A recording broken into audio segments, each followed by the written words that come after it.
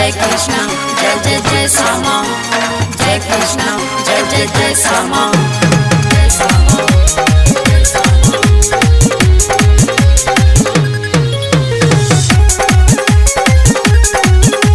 Mahamaya music jets धूम मचल छे देखू पूरा सहारिया में, पूरा सहारिया में तलल कई कान्हा जन्म आए गोकुल नगरिया में, तलल कई कान्हा जन्म आए गोकुल नगरिया में।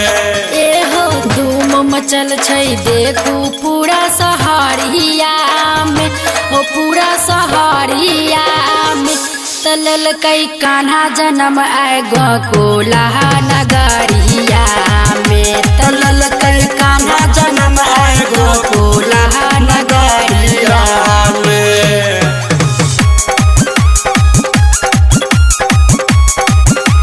जय कृष्ण जय जय जय श्यामा, जय कृष्ण जय जय जय श्यामा, जय श्यामा जय श्यामा।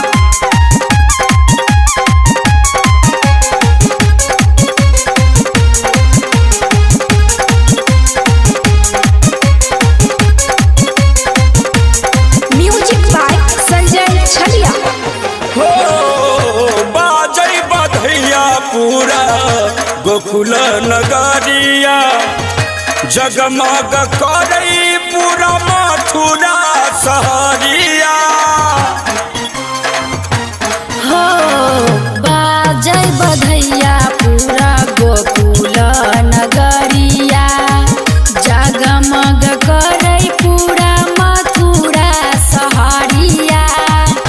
हरिम झिम बरसे बादल रात अन्हारिया में, हरत अन्हारिया में। यो ललकै कान्हा जन्म आए गोकुल नगरिया में, यो ललकै कान्हा जन्म आए गोकुल नगरिया में।